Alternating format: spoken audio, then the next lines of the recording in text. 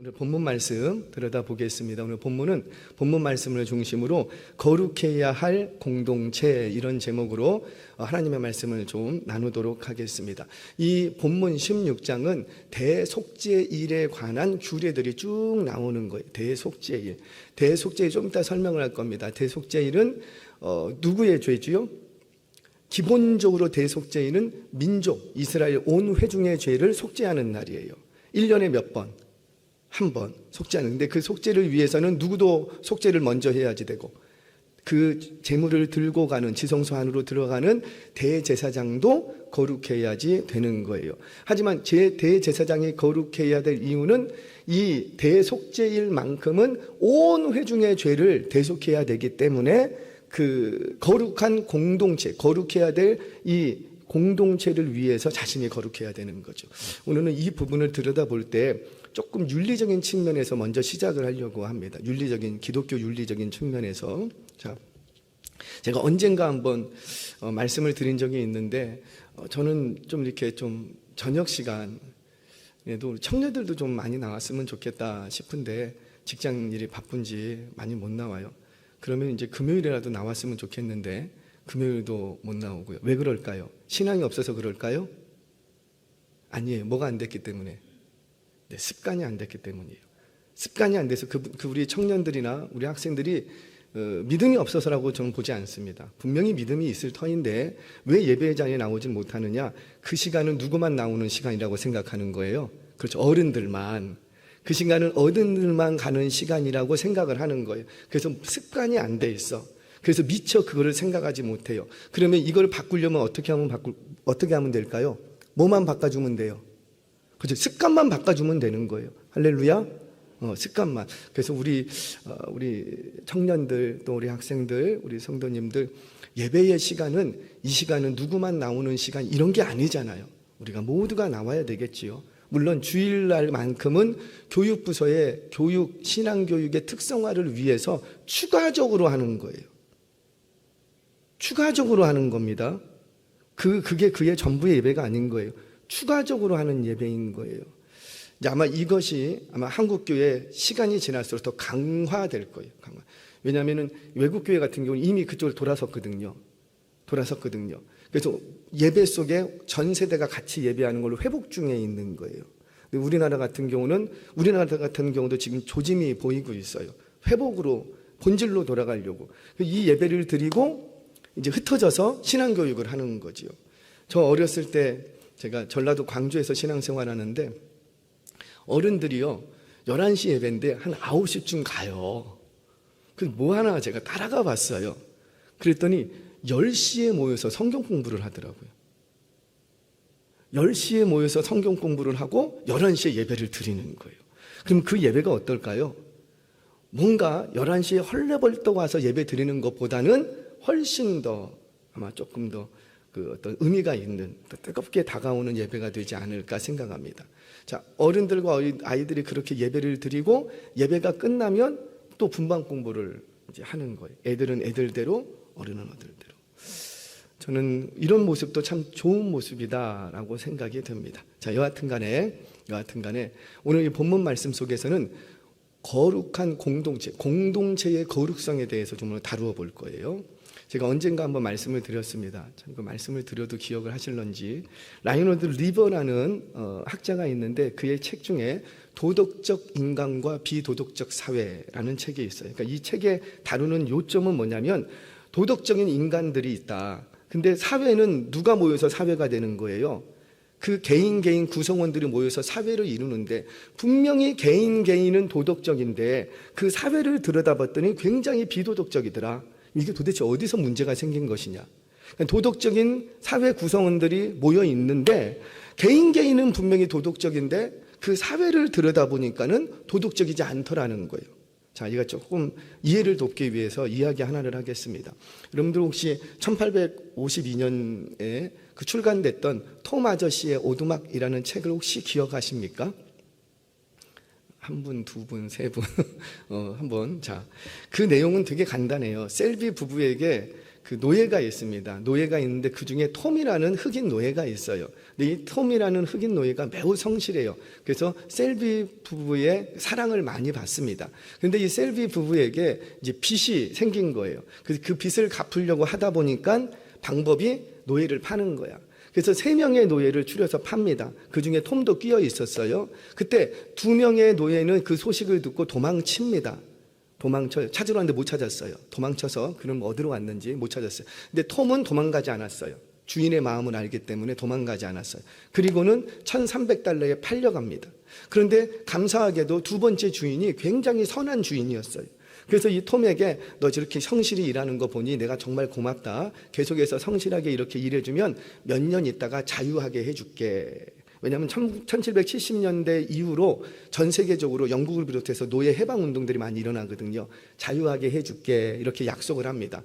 톰이 얼마나 기쁘겠어요. 열심히 일했어요. 그런데 이 주인이 사고로 죽어버리게 돼. 그러면서 이 톰이 다시 또 팔리게 됩니다. 3번째 주인을 만났는데 이 3번째 주인은 악한 주인이었어요. 근데 톰이 너무 성실하게 일을 잘해. 그래서 내가 너를 다른 노예를 감독하는 감독관으로 세워줄게. 너 내 말 잘 들어. 이렇게 했어요. 그랬더니 이 톰이 싫다고. 나는 다른 친구들을 감독하는 그런 사람이 되고 싶지 않다고 거절을 합니다. 그것 때문에 이 3번째 주인에게 엄청나게 몰매를 맞아요. 그리고 그 다음날 이제 셀비가 이 톰이 궁금해서 찾아왔어. 와봤더니 이미 톰이 싸늘한 실체로 되어버리는, 죽어버리고 없는 거예요. 그게 너무 슬퍼서 이 셀비가 집에 돌아와서 자신의 아버지한테 우리 농장에 있는 모든 흑인 노예를 풀어줍시다. 자유하게 해줍시다. 그랬더니 이 아버지가 그것을 받아들입니다. 그래서 자유하게 돼요. 이게 이야기 끝이에요. 이게 이야기 끝이에요. 그런데 이 이야기가 왜 이렇게 중요했냐면, 그리고 나서 어떤 일이 벌어지냐면요. 그리고 나서 이제 그 남북 전쟁이 시작이 됩니다. 근데 그 남북 전쟁이 왜 시작됐냐면 바로 이 톰 아저씨의 오두막 이 소설 때문에 남북 전쟁의 불씨가 돼 버린 거예요. 대단하죠. 소설 하나가 인류의 역사를 바꿔버린 거예요. 자, 어떻게 하면 저는 이제 이 글을 보면서 여러분들 생각해 보세요. 미국이라는 나라는 청교도 신앙 위에 세워진 나라잖아요. 그런데 신앙을 가졌다고 하는 그 국가가 어떻게 노예 제도를 당연하게 받아들였을까? 다른 한 가지 질문은 북부에 남과 북의 전쟁이 일어날 때 북부는 노예 제도 폐지를 주장하고 있는데 같은 신앙을 같은 하나님을 섬긴다는 이 남부는 왜 그거를 거부했을까? 왜? 그리고 남부가 거절을 하잖아요. 그러면 남부에 있는 모든 사람들이 거절했는가? 그건 아니었을 거라고요. 그럼에도 불구하고 왜 남과 북은 전쟁을 해야 됐을까? 이런 어떤 윤리적인 측면에서 질문을 하게 됩니다. 자, 거기에 대한 해답을 주는 게 이 라이논드 리버의 책이에요. 자, 그 중에 이와 비슷한 시기에 리버의 책이 출간했을 때 비슷한 시기에 이 부분에 대해서 또 하나의 빛을 던져준 유명한 소설 하나가 있습니다. 그 소설이 바로 바람과 함께 사라지다라는. 내용은 그거죠. 이 소설도 남북 전쟁을 배경으로 하고 있거든요. 찰스라는 인물은 전쟁이 났다는 소식을 듣고 이제 남부 입장에서 이제 이 전쟁에 참전을 합니다. 찰스라는 인물이 남부군에 참전했던 이유는 뭐냐면 개인적인 도덕심 때문에 참여를 한 거예요. 이게 뭐냐면 자기는 남부 출신이거든요. 남부를 사랑해. 그래서 개인적인 윤리, 도덕심 때문에 나라를 위해서 싸우겠다. 그러니까 애국심이 된 거예요. 여러분, 일반 사회에서 개인적인 도덕심의 가장 극치는 애국심입니다.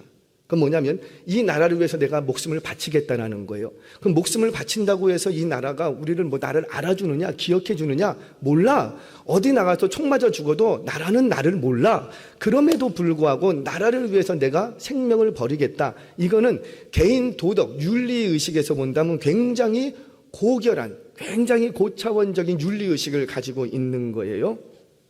그런데 이 찰스가 그런 고차원적인 개인적인 윤리의식을 가지고 참전했던 전쟁은 어떤 전쟁이에요?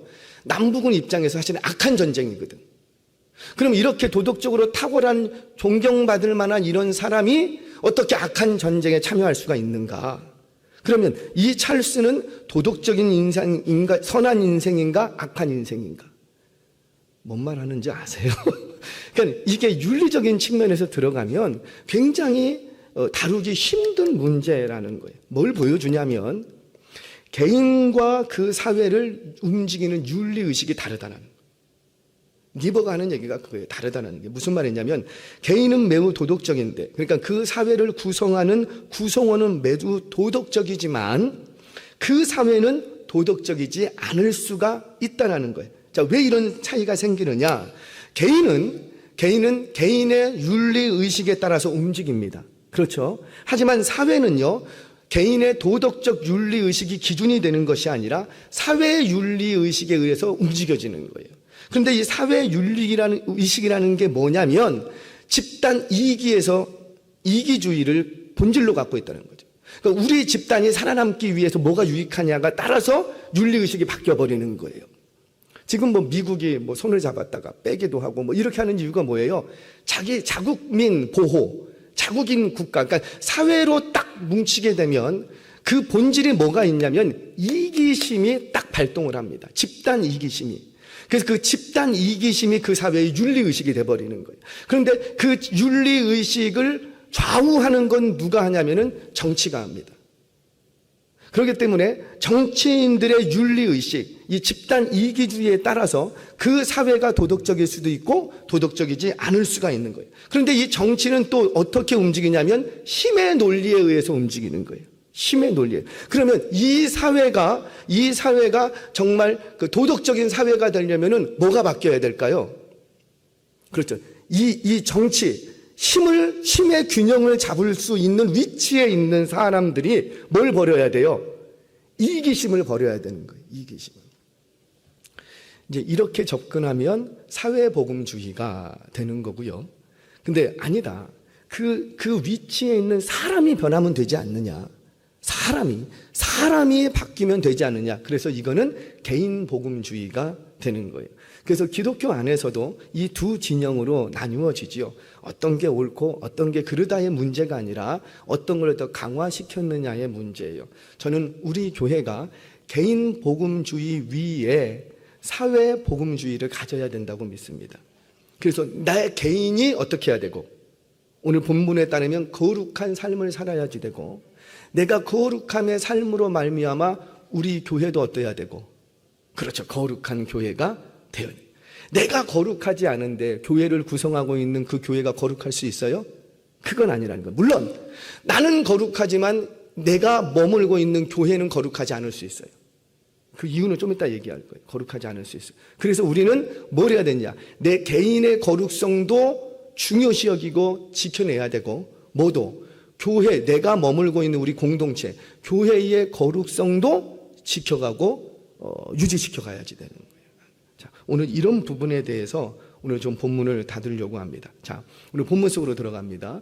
대속죄일은 언제냐면 종교력으로 7월 10일입니다. 7월 10일. 이날은요, 대민족적인 속죄일이에요. 그래서 이날은 1년에 딱 한 번 대제사장이 온 백성의 죄를 용서받기 위해서 이제 지성소 안으로 들어갑니다. 자, 이날은 그 온 백성의 죄를 가지고 지성소 안으로 들어가야 되는데, 지성소 안에 하나님의 임재 앞에 설 수 있는 사람은 흠이 있는 자는 설 수가 없어요. 그래서 먼저 누구의 죄부터 회개하고, 대제사장 자신의 죄부터 회개하고, 그리고 온 민족의 죄를 들고 하나님 앞에 나아가는 겁니다. 자, 이렇게 1년에 한 차례 회개하는 날로 정해서 이 절기를 지키면 이날은 단순히 죄 용서 받은 것으로 그치는 것이 아니라 곧 죄 용서 받았다라는 것은 다시금 하나님과 그 백성들의 깨졌던 관계가 다시 회복되었다. 그러니까 일종의 언약의 갱신이 일어나는 날이 바로 이 날인 거예요. 이 날. 그래서 굉장히 절기적으로 중요합니다. 이스라엘 민족 앞에서는. 그러면 그 규례들을 좀 볼게요. 대속죄일이 되면 이 대제사장이 이제 지성소 안으로 이렇게 들어가지요. 이때 아무나 들어갈 수가 없고 아무 때나 들어갈 수가 없어요. 1년에 딱 한 차례 대제사장만이 들어갑니다. 그러니까 하나님의 허락이 없이는 누구도 출입할 수가 없는 거예요. 만약에 아무 때나 들어가거나 정결하지 못한 대제사장이 이곳에 들어갈 경우는 다 죽음으로 죽음으로. 누구나 다 죽어야지 돼요. 그래서 그 요세푸스의 기록에 따르면 대제사장이 이 지성소 안에 들어갈 때는 바짝 긴장한다고 합니다. 왜냐하면 하나님은 다 폐부와 심장을 다 들여다보시는 분이기 때문에 조금이라도 흠이 있으면 대제사장일지라도 그 앞에서 죽음을 면하지 못해 들어가는데, 그래서 어떻게 들어가냐면 종종 죽어서 나오는 경우가 있었대요. 종종. 그래서 대제사장들은 이 대속제일의 지성소 안에 들어갈 때에 허리에 방울을 달고 그리고 허리에 끈으로 묶어서 이렇게 들여보낸다고 합니다. 그래서 밖에서 딸랑딸랑 종소리가, 방울 소리가 나면 지금 이 대제사장이 산 거예요, 죽은 거예요? 그렇죠. 움직이니까 소리가 난 거예요. 그런데 소리가 안 난다. 그러면 어떻게 된 거예요? 이거 죽은 거야. 그러면 아무나 못 들어가잖아요. 대제사장도 없잖아요. 그래서 어떻게 하냐면 끈으로 땡기는 거예요. 왜? 죽은 시체가 예수님 그 지성소 안에 둘 수가 없는 거예요. 그래서 끈으로 땡겨서 시신을 처리하게 됩니다. 이게 무슨 얘기를 하냐면 대제사장일지라도 하나님 앞에 나갈 때는 뭘 걸고 나가야 되는 거예요? 목숨을 걸고 나가야 되는 거예요. 이처럼 지성소 안에는 하나님의 임재가 있는 곳이고 두려움이 있는 곳이에요. 그래서 죄 있는 자는 그 누구도 설 수 없는 곳이 바로 이곳입니다. 하나님 앞에 나아갔던 대제사장도 자신이 정결하지 않으면 생명으로 대신해야 됐던 것이에요. 이처럼 누구라도 하나님 앞에 나아갈 때는 개인의 거룩성이 대단히 중요합니다. 우리가 다 이렇게 예배드리고 있지만 우리의 예배는 받으십니다. 아멘이세요? 우리의 예배는 받으시지만 죄송해요. 당신의 예배는 안 받을 수도 있는 거예요.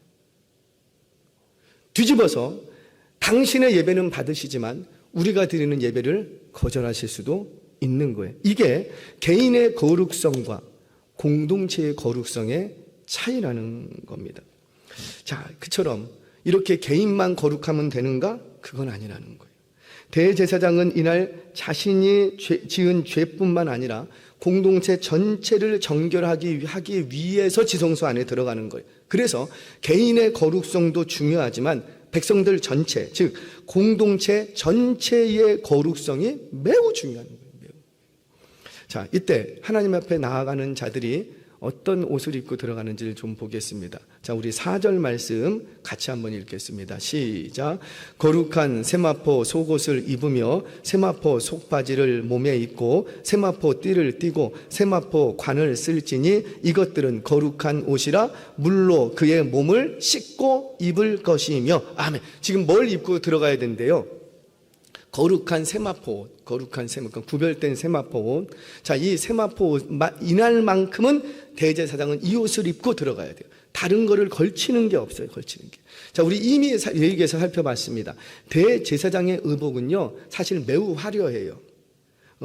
여러 가지 보석이 막 박혀 있고, 그리고 여러 가지 청색, 자색, 홍색 실로, 색깔 있는 실로 술을 놓았고, 그래서 누가 봐도 굉장히 화려하고 위험스러운 옷이에요.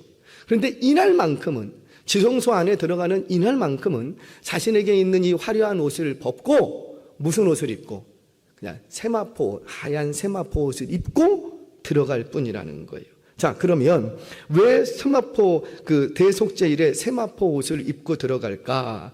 이 두 가지 상징적인 의미가 있기 때문으로 해석이 됩니다. 두 가지. 하나는 백성들 입장에서 볼 때 천사가 하나님 앞에 선 거예요.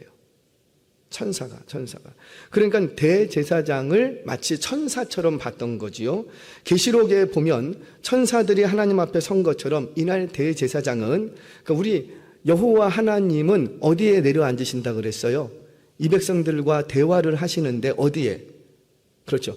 그 지성소 안에 언약궤가 있는데 그 언약궤 뚜껑 위 두 그룹 사이에 내려오셔서 거기서 말씀하신다 그랬어요. 그러니까 이 지성소 안에는 물론 우리 하나님 어디서든지 우리를 만나주시고 말씀하시지만 특별히 이곳이 공식적인 루트예요. 공식 루트. 그러니까 이 앞에 갈 때는 아무나 들어갈 수가 없다. 마치 천사와 같은 이만 들어갈 수 있다. 이런 어떤 상징적인 의미 때문에 하얀 세마포 옷을 입는다.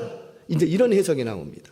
어떤 모습처럼? 천사의 모습처럼. 자, 두 번째는 고난당하는 종의 모습을 상징한다, 이렇게 봐요. 상징한다. 무슨 말이냐면 이날은 대속제일로 민족의 죄를 회개하는 날이잖아요. 근데 회개하는 날 막 옷 화려하게 입고 화장 진하게 하고 그리고 막 들어갈 수 있어요? 안 되는 거예요. 그래서 이날은 겸손함을 드러내기 위해서 애통하는 날이기 때문에 할 수 있는 대로 겸비한 모습으로 하나님 앞에 나아간다. 즉 그래서 고난당하는 종의 모습을 상징한다, 이렇게 해석을 합니다. 저는 이 두 해석이 다 맞다고 생각을 해요. 왜 그러냐면 제가 설명합니다. 이 세마포 옷을 입고 하나님 지성소 안에 들어가서 하나님 존전에 서는 것은 오늘날 우리 성도의 모습이라는 거죠. 두 가지 이런 겁니다. 세상 앞에서 우리는 어떤 모습으로 서야 될까요? 세상 앞에서는 좀 당당하고 도도하게 서시기 바랍니다. 세상의 돈 앞에서. 제가 신학교 다닐 때 제 교수님이 그게 너무나도 제가 좀 충격이어서 지금까지도 사실은 제 목회의 하나의 제 나름대로의 기준으로 잡고 있어요. 제발 어디 가서 손 벌리지 말라고. 조금 과격한 말을 하겠어요. 그 교수님이 했던 그 얘기 그대로 거지 목회하지 말라고. 저한테 막 이렇게 얘기를 하는 거예요. 지금 이제 신학생 들어왔는데 이 말을 듣는데 와, 뭔 소리냐 이게. 어떻게 교회가 거짓 목회한다면 이런 말을 신학생 교수님이 할 수 있을까 막 깜짝 놀래기도 하고 그게 되게 충격이었어요. 그런데 지나면 지날수록 아 그렇구나. 무슨 말이에요? 하나님 앞에 완전히 목숨 걸고 하라는 거지. 사람에게 손 벌리지 말고 누구에게? 그렇죠. 하나님 앞에. 뭐 필요한 거 있으면 누구에게? 하나님 앞에. 일전에 우리 새벽에 그런 얘기했죠. 저는 신학교 다닐 때도 사실은 총신대 졸업할 때도 학비를 다 못 냈어요. 그래서 졸업이 늦춰졌어요. 학비를 다 내야지 졸업장이 나오기 때문에 이제 학비를 잘 못 내니까 때에 따라서 못 내니까. 그러면 그때는 어떻게 했냐면 무조건 방법이 없어. 어떻게 해야 돼요? 기도해야 돼. 근데 기도할 때도 어떻게 기도해야 돼요? 아, 이거 안 해보셨구나. 살만하신가 봐요. 세게 기도해야 돼. 세게. 주여 등록금이 없습니다. 그러면 한 몇 주 있다가 등록금이 생겨. 근데 요즘은 그런 소리 못 들어요. 왜? 자기가 이래서 벌겠다는 거예요. 저는 그런 취지의 사역자들은 사실 좀 더 훈련 받아야 된다 생각해요. 얼마든지 그래 돈 벌 수 있지. 그러려면 그 돈 벌지. 왜 하나님 앞에 나왔냐는 거지요. 그렇지 않으면 은행을 찾아가서 은행을 문을 두드리고 여기저기 다니면서 돈 빌리러 친척 집에 다니면서 어디 나한테 돈 좀 주는 데 없나 기웃거리게 되고 이러면 안 된다고 생각해요. 그러니까 무슨 말을 하고 싶으냐면 저도 신학교 때도 제가 제발 우리 사역자들한테 그렇게 얘기했어요. 학비가 없지. 그럼 어떻게 하라? 기도 어떻게 해라? 세게 기도해라. 여기 강단 앞에 와서 누구 들으라고? 하나님? 목사님 귀에 들리도록 좀 세게 우리도 그러잖아요. 누가 저기서 막 울며 기도해요. 그럼 마음이 가요 안 가요? 가잖아요. 울면서 등록금이 없습니다. 제발 100만 원만 이러면 그 기도 소리를 들으면 물론 뭐 또 그렇게도 안 하겠지만 그렇게 옛날에는 했거든요. 진짜 그렇게 기도를 했어요. 주여 학비가 없습니다. 나 졸업을 못합니다. 어찌하면 그러면서 펑펑 울면서 기도했어요. 그러면 문제들이 해결이 돼. 제가 그렇게 얘기를 하는데 그렇게 하는 사람이 있을까요? 없을까요? 없어요. 제가 종종 이제 목회자 세미나에 가서 이렇게 얘기도 하기도 할 경우들이 있어서 그런 얘기를 이제 우스개처럼 얘기를 합니다. 그때는 우스개처럼 듣는 것 같아요. 그래 기도 안 해. 그래서 그분은 제가 딱 알죠. 길 안 열린다. 왜? 자기 힘으로 하려고 하니까. 그래서 느낀 게 그때 교수님이 그래서 이런 얘기를 했구나. 하나님 앞에서 손 벌리고 하나님 앞에서 엎드리고 하나님 앞에서 달라고 그래야 되는데 그게 아니라 그저 어디 나한테 주는 데 없나? 여기 기웃 저기 기웃 하다 보면 사역자의 길이 진짜 길이 안 열리겠구나 생각이 되는 거예요. 자, 오늘 뭔 얘기를 하려고 했냐면 여러분 우리가 세상을 상대할 때도 성도님들도 마찬가지입니다. 세상 앞에서는 좀 당당하고 도도할 필요 없어요. 비록 내가 가진 게 없지만 내게는 그래 나는 가진 거 없지만 누가 가진 게 많으시고 믿으십니까? 우리 말씀드렸지요. 하늘에 계신 하나님은 나의 뭐라? 아버지시라. 아멘이세요? 나는 가진 게 없을지라도 누구는 가진 게 많고 내 통장에는 앵꼬나 있을지라도, 죄송합니다. 앵꼬가 아니죠. 완전히 그 바닥을 쳐도 우리 하나님의 창고에는 어떻고? 가득 쌓여요. 언제든지 수도꼭지를 트면은 물이 철철철철 흘러나오는 것처럼 은혜의 담비를 항상 품고 계신다고요. 언제든지 쏟아 부어주실 수가 있는 분이시라고요. 그런데 세상 앞에는, 돈 앞에는 굽신굽신거리고, 권세 앞에는 굽신굽신거리고, 어디 누가 나를 좋은 대학에 넣어준다면은 굽신거리고, 내가 책임지고 대학에 넣어주겠습니다. 그러면은 뭐 얼마가 들어도 그 앞에서 굽신거리고. 그런데 하나님 앞에서는 왜 나한테 이런 거 안 해주십니까? 뭐 꼿꼿이 들고 그런 태도로 있는 것은 하나님 기뻐하지 않는다는 거예요. 세상 앞에는 내가 가진 게 없어도, 세상 앞에는 내가 배운 게 없어도, 세상 앞에는 내가 뭐 내세울 거 아무것도 없어도 세상 앞에서는 마치 대제사장이 화려한 옷을 입고 위풍당당하게 왕의 모습으로 서 있는 것처럼 저와 여러분들도 세상 앞에 그렇게 서시기 바랍니다. 그러니까 우리 날마다 부르는 찬양이 그거잖아요. 세상 사람 날 부러워 아니하여도 나도 역시 니들 부럽지 않다라는. 근데 이게 바뀌어. 하나님 앞에서는 막 왜 안 주십니까? 내가 이렇게 했는데 그렇게 당당해. 그런데 돈 앞에서는 좀 해주셨으면 좋겠습니다. 너무 굽시. 이 태도가 바뀌어야 된다는 거예요. 세상 앞에는 왕처럼 위풍당당한 모습으로 그렇게 서고, 그러나 하나님 앞에서는 그 옷을 던져버리고 막 낮은 모습, 겸손한 모습으로 하나님 앞에 나아갈 때 우리 하나님은 그 태도를 보고 하나님께서 은혜를 주실 줄로 믿으시기 바랍니다. 자, 이게 세마포가 가지고 있는 영적인 원리였어요. 자, 그렇다면 도대체 이 세마포 옷이 뭘까? 성경에서 한번 찾아보겠습니다. 계시록 15장 14절 먼저 보겠습니다. 자, 시작. 하늘에 있는 군대들이 희고 깨끗한 세마포 옷을 입고 백마를 타고 그를 따르더라. 아멘. 그 앞구절들을 쭉 보시면 이 세마포 옷은 내가 만들어 입은 옷이 아니에요. 내가 구한 옷이 아니고 신랑 되신 그분이 신부에게 선물해 준 거예요. 그러니까 이 세마포 옷은 어떤 옷이냐? 양의 피로 씻어 의롭게 된 옷을 얘기하는 거예요. 그래서 주님으로부터 덧입게 되는 의, 그걸 얘기했죠. 하나님 편에서는 칭의고 내 편에서는 뭐고? 성경 공부를 안 했죠. 득의라는 거예요.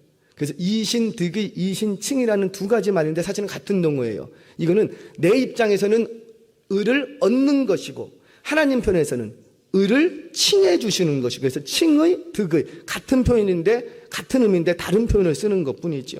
자, 그처럼 이신득의, 이신칭의를 통해서 얻게 된 이 의로움, 그것이 나에게 덧입혀졌는데 그게 뭐라? 세마포 옷이라는 거예요. 자, 그럼 이것은 거룩한 세마포 옷이에요. 자, 그러면 이 세마포 옷을 입은 자들은 어때야 되는가? 자, 계시록 19장 8절 말씀 같이 한번 읽겠습니다. 시작.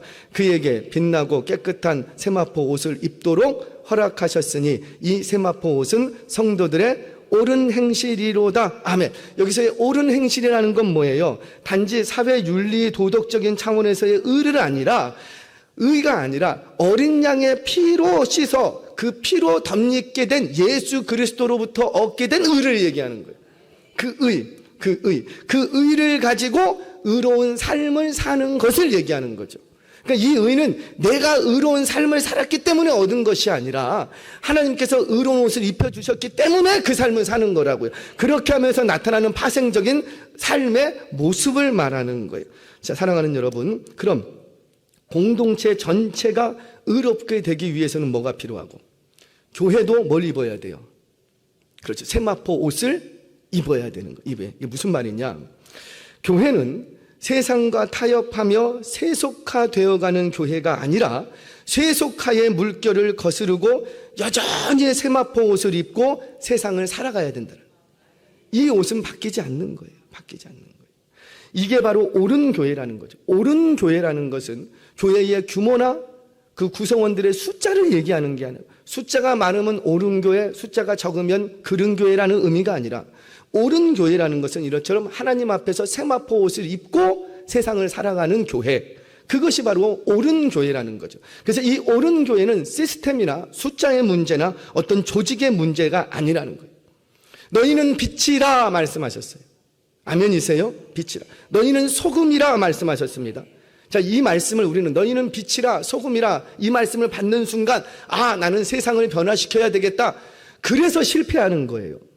성경에서는 세상을 변화시키라 이렇게 얘기하지 않으세요. 뭐라고만 단지 얘기하십니까? 너희는 빛이라. 성경 한번 보겠습니다. 마태복음 5장 13절 14절 말씀 같이 읽겠습니다. 시작. 너희는 세상에 소금이니 소금이 만일 그 맛을 잃으면 무엇으로 짜게 하리요? 후에는 아무 쓸데없어 다만 밖에 버려져 사람에게 밟힐 뿐이니라. 너희는 세상의 빛이라. 산 위에 있는 동네가 숨겨지지 못할 것이요. 잠깐만요. 이 주님이 뭐라고 하면 너희는 뭐라? 소금이라. 소금이 되어야 한다가 아니라 소금이라. 너희는 빛이라. 빛이 되어야 한다가 아니고 너희는 빛이라는 거예요. 빛이라는 거예요. 이게 무슨 말입니까? 우리는 이 세마포 옷을 입고 있는 이 교회의 정체성, 우리가 어떤 삶의 태도를 가지고 세상을 살아야 될 것인가에 대해서 말씀을 해주시는 거예요. 너희에게 빛이 되라고 말씀하지 않고요. 너희는 그냥 빛이기 때문에 빛을 내라는 것뿐이라고요. 그 빛은 어떤 빛? 내 안에 있는 빛인데 그 빛은 어디로부터 온 빛이고? 그 예수의 빛, 예수의. 세상을 변화시키기 위해서 빛이 되라는 것이 아니라 그저 너희 안에 있는 빛을 비추면 된다는 거예요. 그냥 비추기만 하면 어둠이 물러간다는 거예요. 어둠을 물러내기 위해서 내가 빛이 되기 위해서 애쓰라는 것이 아니라 너희는 이미 세마포 옷을 입고 내가 너희를 의롭다 했고 너희 안에 내 영이 있으니 너희는 뭐만 하면 되고 비추라 비추라. 너희는 소금이니 이미 소금이라는 거예요. 소금이면 어떻게 해야 되고? 짠맛을 내. 소금인데도 불구하고 짠맛을 안 내기 때문에 밖에 던져지고 사람들에게 밟히우는 것이지. 너희가 그냥 소금이니까 짠맛만 내면 되는 거예요. 그러면 짠맛이 안 나면 소금이 아니에요. 소금이 아니라는 거죠. 밖에 버려져서 밟힌다는 거예요. 사랑하는 여러분, 무슨 말입니까?